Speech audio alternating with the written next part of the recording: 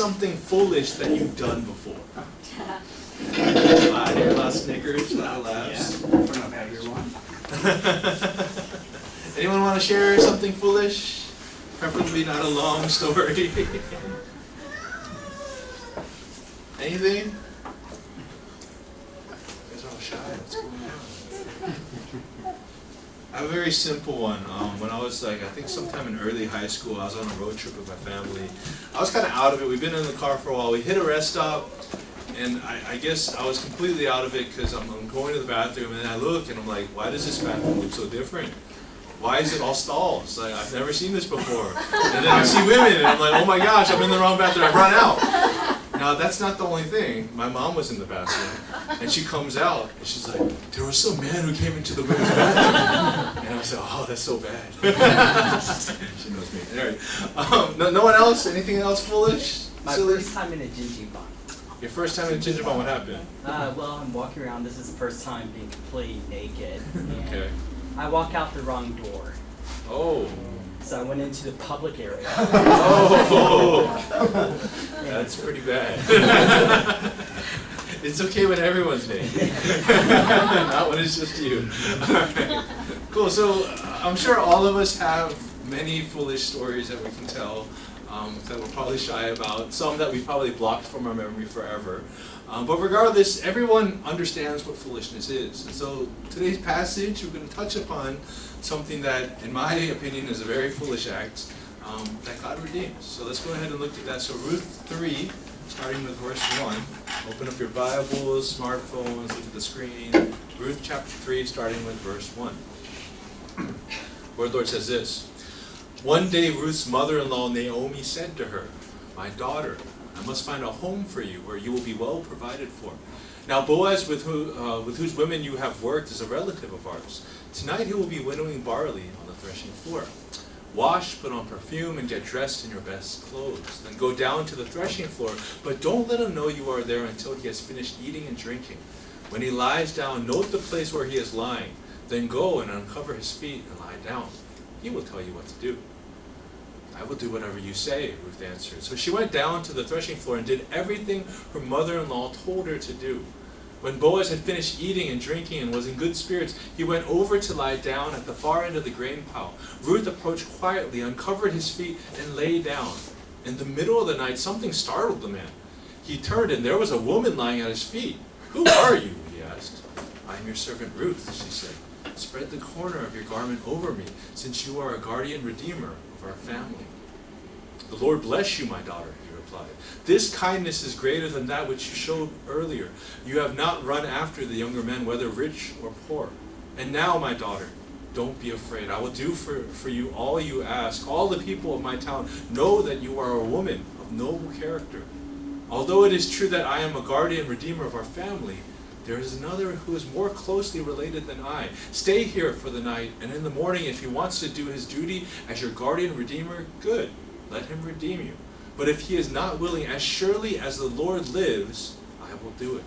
Lie here until morning." So she lay at his feet until morning, but got up before anyone could be recognized. And he said, "No one must know that a woman came to the threshing floor." He also said, "Bring me the shawl you are wearing and hold it out." When she did so, he poured into it 6 measures of barley and placed the bundle on her. Then he went back to town.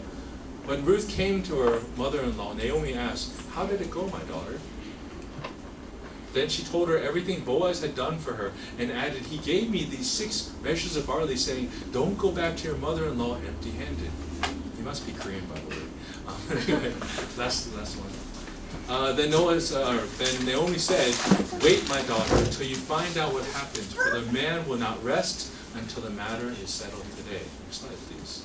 So this is, again, we're kind of nearing the latter part of 2016. Our theme for this year is Transformers, understanding how the gospel transforms us and understanding how we are meant to be agents of change and transformation unto others. Next slide, please. We're going through the book of Ruth. In chapter 1, we saw the hopelessness, the bitterness of this woman, Naomi, who has lost her husband and her 2 sons, so much so that she is blind to the kindness of God. that she is unable to see that this daughter-in-law, Ruth, who is clinging to her, is actually the kindness of God before her very eyes.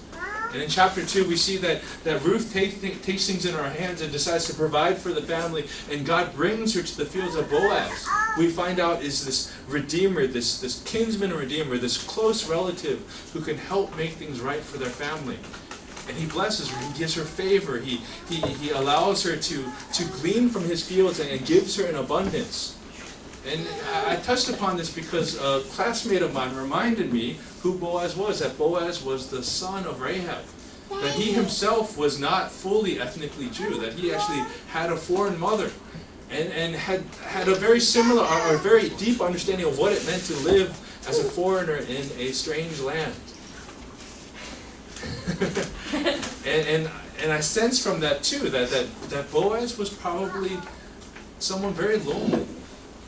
He wasn't fully accepted by the Jews because he looked different. Everyone knew that his mother was a foreigner. Everyone knew that his mother was Rahab the prostitute. And then God provided this woman Ruth, who reminded him of his mother. He saw in Ruth another foreigner who had left her country, had left her family, forsaking it all to provide and help for someone else. And so I saw that God, in many ways, was actually not only caring for the hesed of Naomi, not only caring for the hesed of Ruth, but also the hesed of Boaz. And we see that more in this chapter today. God knew the desires of Boaz's heart.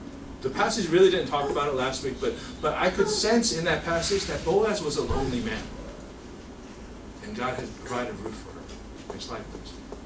So now we jump into this chapter 3, and the harvest time is basically about to end. So basically, months has passed, right? So what happened in chapter 2, where we meet this man Boaz, and we see like there's hope, there's something awesome that's going to happen. Nothing happens for a few months, right? Everyone's like, what's going on? Come on, Boaz, can you get a hint? And so time has passed. And so next slide, please. Naomi decides, okay, it's time for us to come up with a plan. We need action. And this is kind of ironic because this is kind of like the beginning of chapter 2 where Ruth does the same thing. Ruth comes up with a plan and she decides to act. Now in chapter 3, it's Naomi's turn. She's like, all right, girl, this is what we're going to do. Next slide, please. Now, the question is this a good plan? Think about what she tells her to do. Right? Really think about what she tells her to do. She's like, all right, take a bath. I guess that wasn't normal. So take a bath, put on some perfume. So basically, these are things that you would do when you're preparing for your wedding night, right? That was part of the process of preparing your body to be betrothed, right? So she's like, take a bath, put on some perfume, put on your best clothes. And what she really means by that is some people feel like Ruth may have been wearing clothes of mourning. Meaning she may have been wearing clothes that were showing that she was still mourning after her dead husband. So it might have been like, I don't know, there's some very not a very probably like this black robe that wasn't very wasn't very flattering. But whatever it was, Ruth probably was wearing something that signified that she was still in mourning for her lost husband. And so some people think when Naomi is telling her, put on your best clothes, she's telling her to change that so that you are actually wearing clothes that show, hey guy, I'm ready. Right? I'm not in mourning anymore. And so that's what some people think. And so basically, these are all good.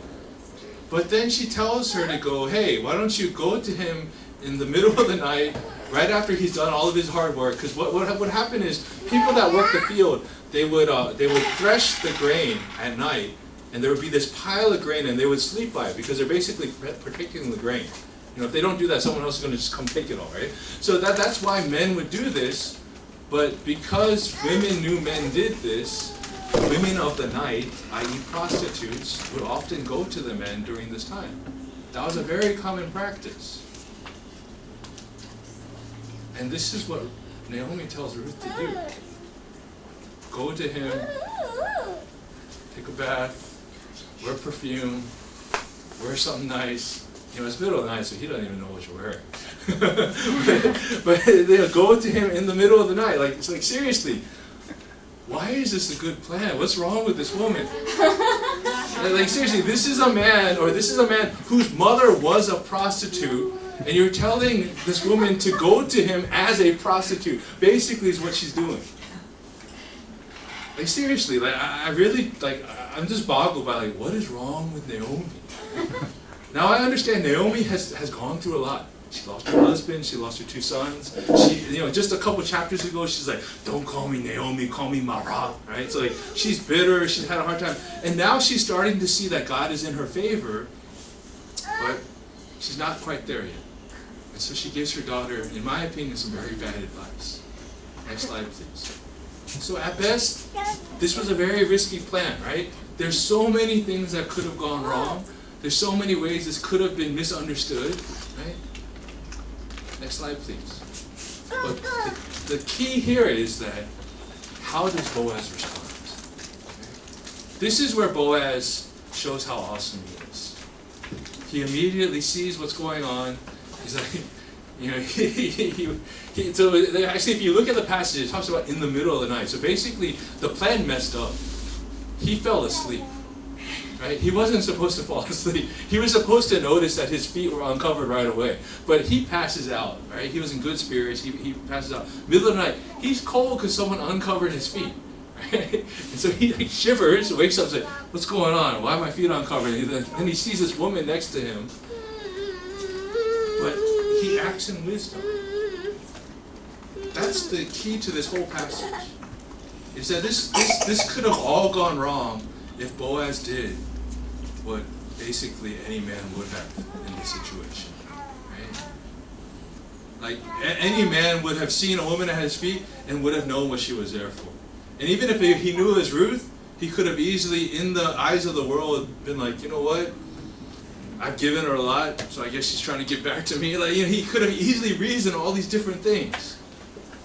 But instead, he acts with wisdom. Next slide, please. And so what this shows me is that even our acts of foolishness can be redeemed by God. Right? Our acts of foolishness cannot thwart the plan of God. God's desire was to bring redemption into this family, and even though this wasn't the greatest plan, God was not going to let this get in the way. Next slide, please. And the other thing that it shows is that one act of wisdom can end what could have been a cycle of foolishness. And Boaz acting wisely and doing the right thing, doing what was right in the eyes of God, in that moment ended what could have gone horribly, horribly wrong. Let's contrast this with another famous story in the Bible. David's chilling. He's not at war, or everybody else is at war. His troops are at war. He's chilling at home. He sees a beautiful woman. I don't know what he's doing, just like staring at women. He's like a peeping Tom, whatever. But he sees this beautiful woman. He has her come to his house, and he does what a man does, right? And you guys know the story. He finds out who she is. He finds out that she's the wife of Uriah, one of his men, one of his mighty men.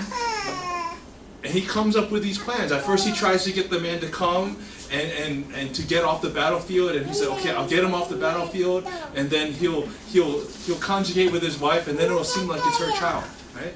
But Uriah is a mighty man of David. He's like, I cannot go back home while my men are in the field. And he stays at the foot of the palace hall. And David knows that now he has to do something rash. And so that's what he does. He gets that man killed. And that starts a further cycle of so many different things. His newborn son ends up dying. He ends up marrying Bathsheba. Then later on, another one of his sons, Absalom, ends up like revolting against his family and doing crazy things. Right? So on one side of the story, you see that one act of foolishness continues to build up. It's a snowball. But in this story, Boaz, by acting wisely, by choosing to do what is right before the eyes of God, he ends what could have been horribly wrong. Next slide, please. And then Ruth responds by saying, cover me with your garment, right? Basically, she's proposing to him, right? This is the girl going up to, she's on her bended knee. You know, she doesn't have no ring, but she's proposing to Boaz. That's basically what she's doing. She's telling him, marry me because you are one of our redeemers. You are one of our close relatives. What she's invoking is, like I said last week, they are what they were called the Goel, the kinsman redeemer. There were these close relatives that they could help you in times of hardship, right? If your family had to sell land, if you had to sell yourself into slavery, even if you were murdered, they had what the goel was, and they could come and redeem you, right? They could buy back your land. They could buy you out of slavery. They could even avenge your death. And she's saying, you are my goel. Redeem me. Marry me.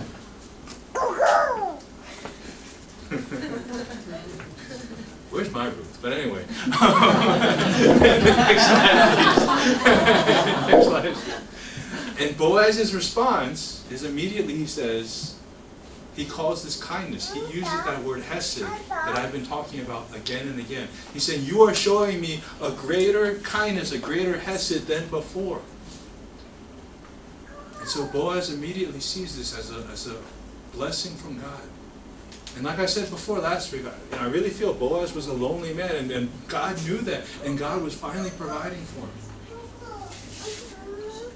And he calls it hesed. He's like, you're showing me a greater kindness than before. Next slide, please. And then immediately he starts talking about, oh yeah, by the way, there's a closer relative. We got to talk to him first. So obviously, he has thought about this before. The fact that he could immediately talk about there's other things we need to do to make this happen means that Boaz already had thought, hey, I want to marry this girl, but these are the things that I need to do to make it happen. So he blurts it all out immediately because he's already thought it out. Boaz had the intention of marrying Ruth, and now that plan is coming to fruition. Next slide, please. And we see here as Naomi states at the end that this man will not rest until you are redeemed. And that's the heart of this man, Boaz. And so, Boaz, like I said before last week, he's a man of action. He's always doing something in every single chapter. But he does so, next slide please, with wisdom. Right? He does everything. He acts, but he acts with wisdom. Even toward the end of the chapter when he's like, hey, by the way, you need to leave here early so nobody finds out you're here. He's acting in wisdom. He's doing things that are right, that make sense, and that honor both himself and Ruth. Next slide, please.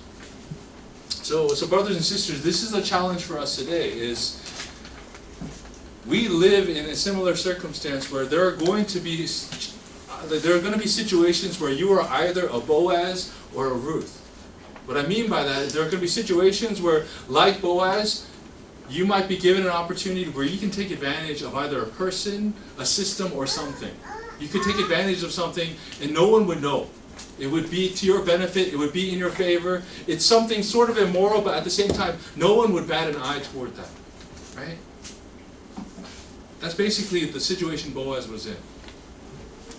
And oftentimes, brothers and sisters, we find ourselves in a similar situation, whether it's at work, where people find out like secret information that can actually benefit them, whether it's finances or whatever it is.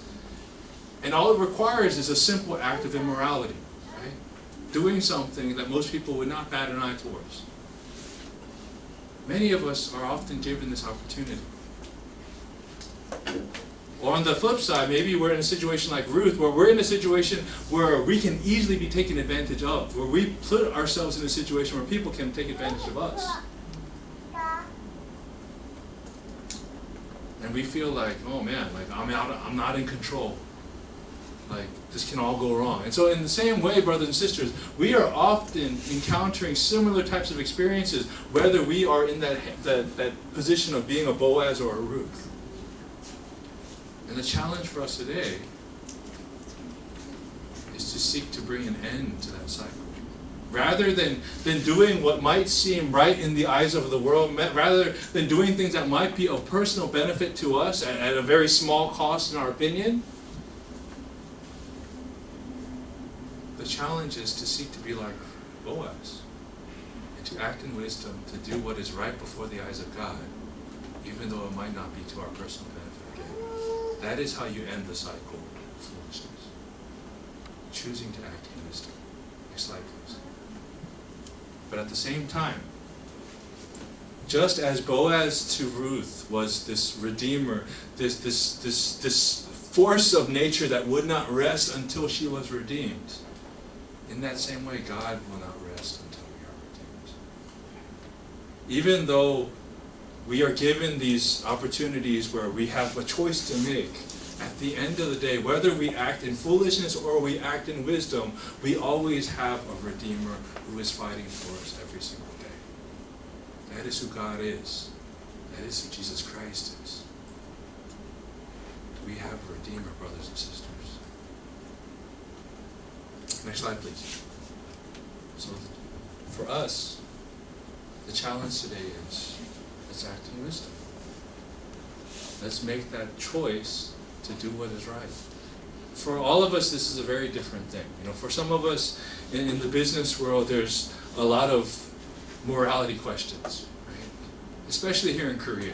Like, come on, let's be real. Like in Korea, the normal procedure is to act immorally, right? That's how you climb the ladder in Korea, is you do immoral things because everyone else is, right?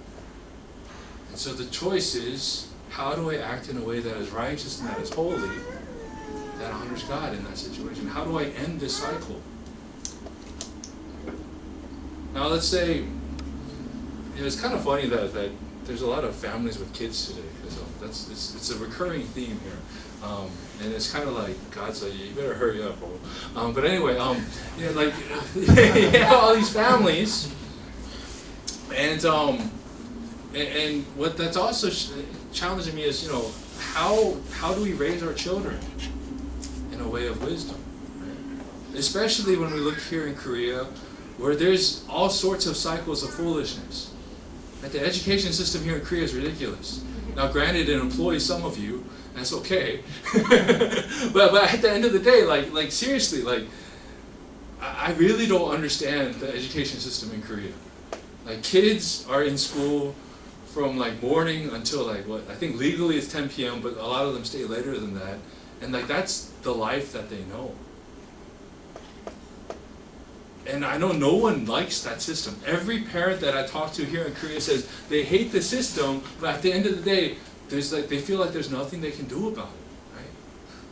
It's like if you don't send your kids to Hagwon, the other kids make fun of them. That blows my mind. Like, kids make fun of other kids for not going to Hagwon. Because it means you're poor, right? It doesn't honestly, you're right. Like, if I was a kid, I would be jealous of the kid not going to Hagwon. Like, you have free time. Wow. You can play. You can be a kid. Seriously. But here in Korea, you're actually looked down upon if you don't send your kids to Hagwon. And the cycle continues, right? So much so that this cycle of foolishness is actually funding an entire city of foreigners, basically. There are about 2 million foreigners in Korea right now. I'm pretty sure about half of them teach English. So it's seriously, you're supporting 1 million people. And that's a lot of people that are teaching English to children, right? It's crazy. But that's the cycle that we're in. When it comes to being a student, it's about doing things doing things the right way. Now, here's another thing that really bothers me about Korea. I'm ranting, by the way. I'm sorry about this. But again, in the education system, it's like you're supposed to copy each other, right? That's basically how you get through. Is that, basically, it seems this is the thing that boggles my mind the most. It seems like everyone turns in the same paper. It's like they just change their name. Literally, everyone plagiarizes off of each other. I've heard of the system. Basically, especially if there's Koreans studying abroad, that's where it's really bad. Because then basically show up and they will pass you notes from 10 years of all of your other classmates that have ever taken these classes, and you have all of the papers that they have, and you basically just take one of theirs and rewrite it. That's how people get by. And I'm just look. And I went to a seminary where every single class, the first day of class, they made us sign a covenant saying that we would not plagiarize, that we would not cheat. And I was like, why are we doing this every single class? This is ridiculous. We're studying for God, for goodness sake. What's going on? But then, even to my horror, even my third year, I found that some of my classmates were still cheating. And I'm just like, I don't understand. Like, I understand it's difficult to study in English for you, but you knew that coming into this. Like, seriously. Like, if I studied in Korean, first of all, I wouldn't be able to cheat because I wouldn't even know how to. Like, I wouldn't even know how to plagiarize in Korean. Like, seriously. but like, come on. Like, when we are putting ourselves into situations, we got to do our best. And if it's not good enough, then it's not good enough. That's it. So, brothers and sisters, let's act in wisdom. I'm going to end my rant right now. Whether it's, in the classroom, in the house, in work, whatever it is. And even if it, at first, might be to our detriment, at the end of the day, this is how we end cycles of foolishness. But at the same time, know that God is a redeeming God who will encourage you, who will strengthen you. He will provide you not only means, but with people that will help you to get through these times. So brothers and sisters, let's take some time to pray. Go ahead and close your table.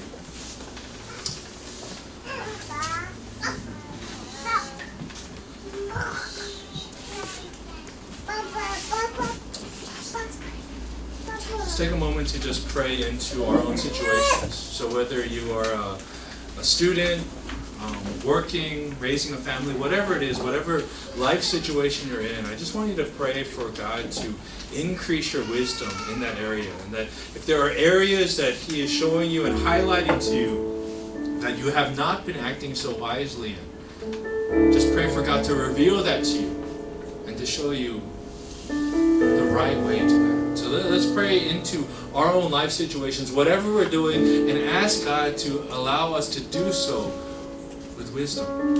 Let's pray.